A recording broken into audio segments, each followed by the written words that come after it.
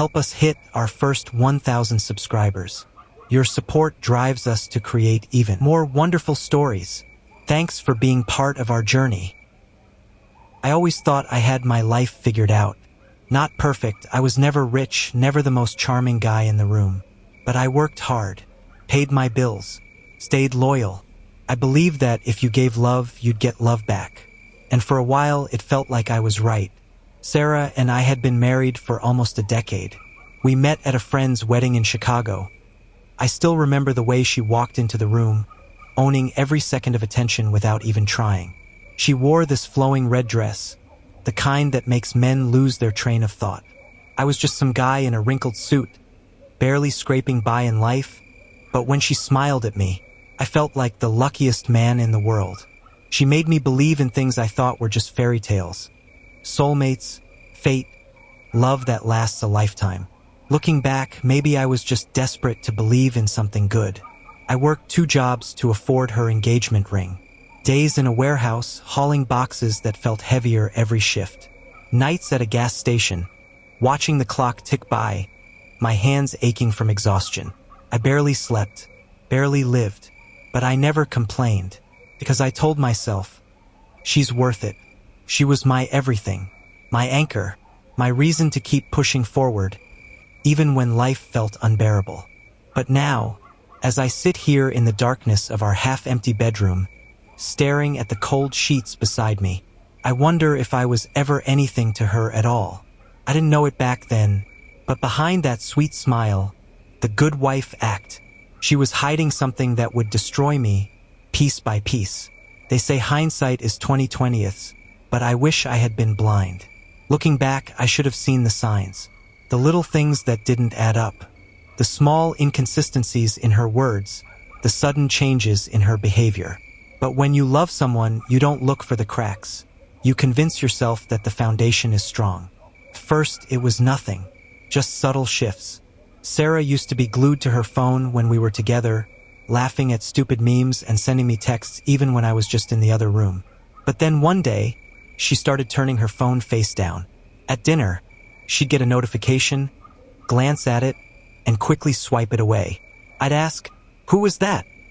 And she'd smile, shake her head. Just work stuff. And I believed her. Then, there were the nights she came home late. At first, it was once in a while, a big project at work, an office party I wasn't invited to. But then it became a pattern. I'd be sitting on the couch, watching some rerun on TV, waiting for the sound of her key in the door. But it wouldn't come. Not for hours. One night, I fell asleep waiting. I woke up at 2 a.m. to find her just stepping inside, smelling like perfume that wasn't hers and cheap red wine. I laughed it off. Rough night. She forced a smile. Yeah, the girls kept ordering drinks. I should have asked more questions. I should have paid attention to the way she hesitated before answering, the way she avoided my eyes. But I didn't, because I wanted to believe my wife loved me as much as I loved her. And so, I did what any fool in love would do. I ignored the sinking feeling in my gut. I told myself she was just stressed, that she was working too hard, that maybe I wasn't giving her enough attention. But deep down, I knew. I just wasn't ready to admit it yet. Doubt is like a slow poison. It starts with a whisper, quiet, ignorable. But then it grows, festers, until it's all you can hear. I tried to push the thoughts away, convincing myself that I was just being paranoid, that I was overthinking. But the cracks in our marriage were no longer small. They were gaping holes, and I was falling right through them. Sarah had always been affectionate, the kind of woman who would run her fingers through my hair when I sat on the couch, who would lean in for a kiss even if I was just passing her in the hallway. But now she flinched when I touched her. Not dramatically, no gasps, no pulling away in horror. Just small things. The way she'd tense if I put my hand on her waist. The way her kisses became quick, barely there. The way she avoided meeting my eyes for too long. And the intimacy, gone. At first, she blamed stress. Work has been exhausting, babe. I just need some time to unwind. So I gave her space. Then it was headaches. Then exhaustion. Then nothing at all. Just quiet rejection, night after night, until I stopped trying altogether. The bed felt colder, and so did I. But what really made my stomach turn was the way she suddenly became obsessed with her appearance again. I still remember the night I caught her standing in front of the mirror, applying lipstick at 10 p.m. She never wore makeup for me anymore. "Where are you going?" I asked, trying to sound casual. She hesitated, then smiled. That same practice smile I was beginning to hate. "Oh, nowhere. Just felt like dressing up a little." But I knew better. She wasn't dressing up for me. She was dressing up for someone else. And the worst part? I wasn't even sure if I wanted to know who. A man can only ignore the truth for so long. He can pretend. He can rationalize. He can force himself to believe in something that doesn't exist anymore. But deep down, in the quiet moments, when the world slows down and there's no one left to lie to, he knows. And I knew. Sarah had changed. I wasn't sure when it started. Maybe it was gradual, like a slow-moving disease, infecting every part of our marriage until it became unrecognizable. Or maybe it was always there, hiding beneath the surface, waiting for the right moment to strike. But one thing was certain. She wasn't mine anymore. That night, she came home late. Again. She used to text me, let me know if she was running behind. Lately, I was lucky to even get a half-hearted excuse. "Work ran late," she muttered, tossing her purse onto the counter. I looked at her, really looked at her. Her hair was tousled, lips slightly smudged, perfume heavier than usual. "Work," I repeated, my voice tighter than I intended. Her eyes flickered, just for a second. "Yeah."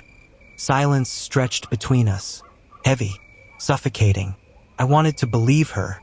God, I wanted to believe her so badly. But then her phone buzzed. She grabbed it faster than I had ever seen her move. Her fingers curled around it, turning the screen away from me, and suddenly, I felt like I was standing on the edge of a cliff, staring down into the abyss. "Who was that?" I asked, forcing my voice to stay calm. "Just a work email," she said too quickly, too rehearsed.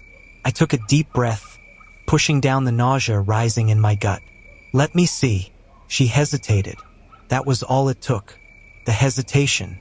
The single, tiny pause that shattered whatever was left of my trust.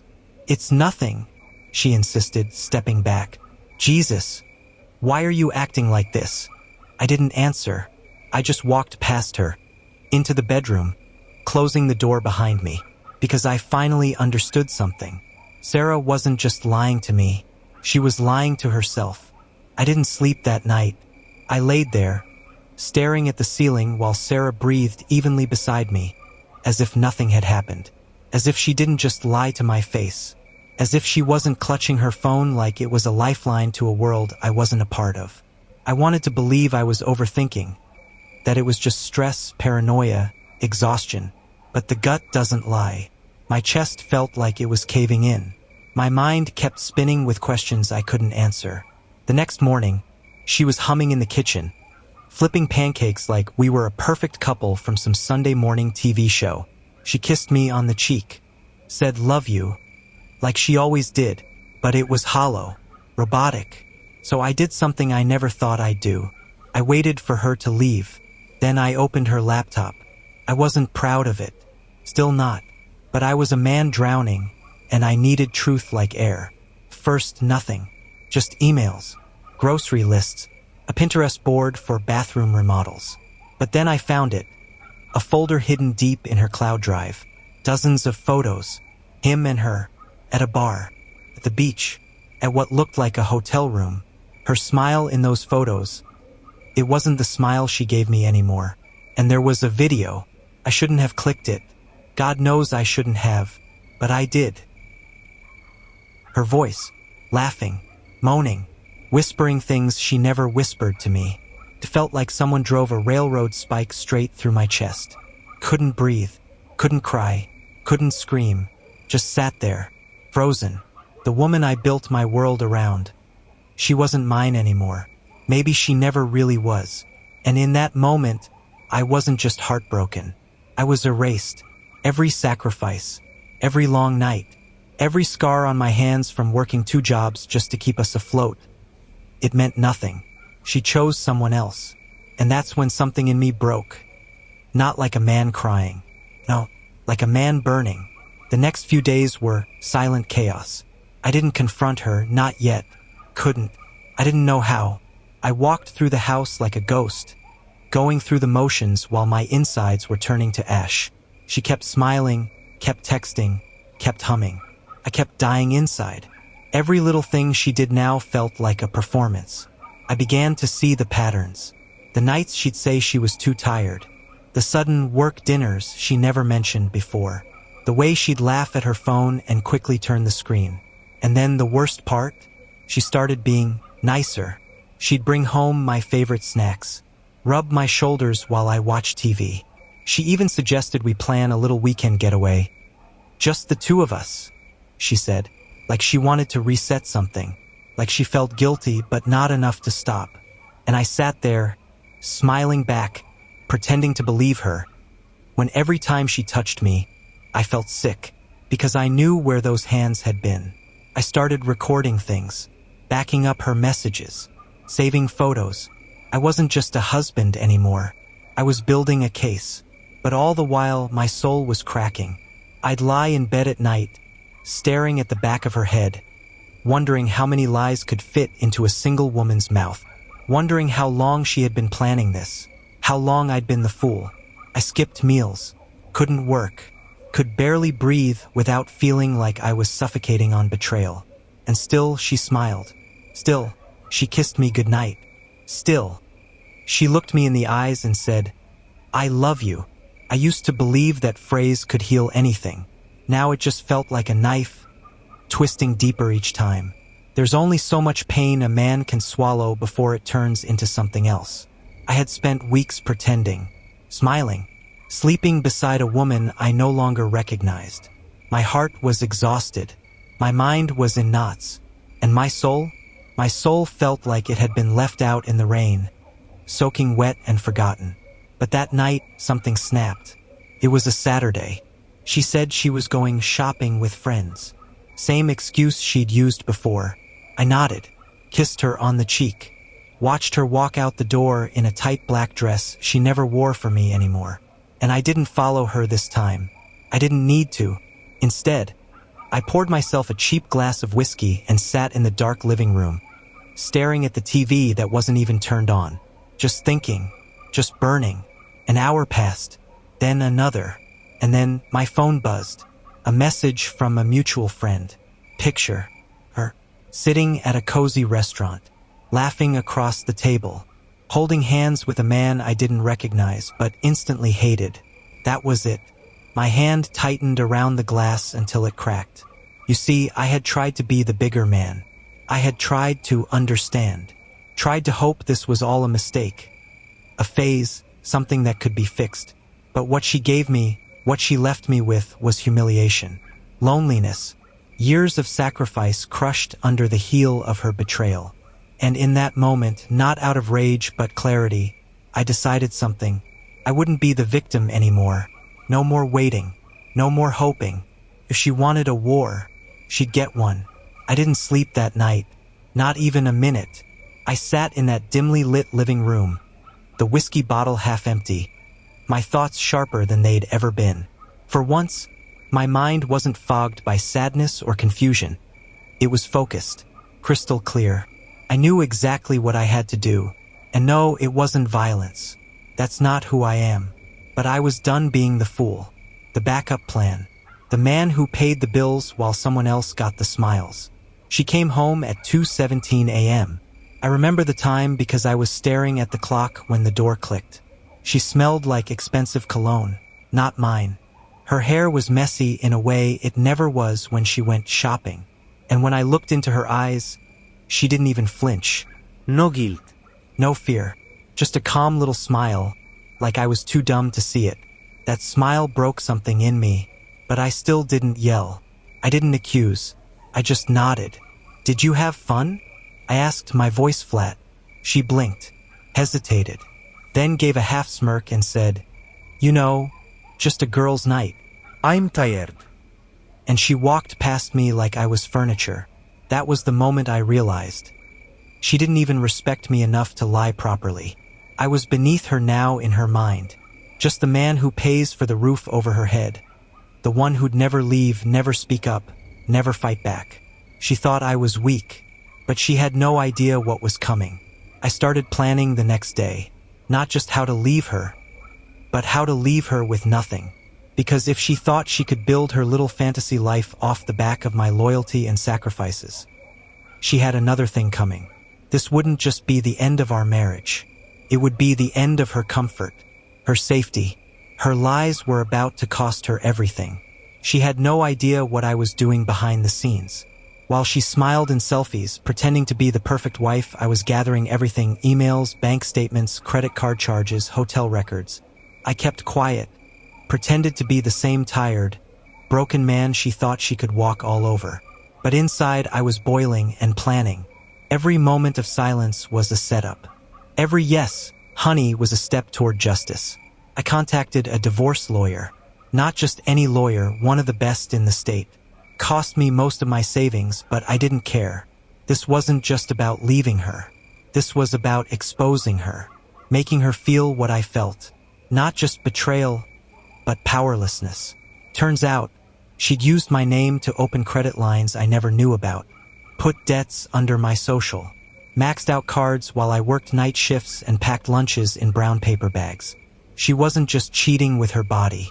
She was stealing my life. But the lawyer was sharp, very sharp. She said, "We can play this slow. Build a case that will leave her no leg to stand on. If you want revenge, this is how it's done."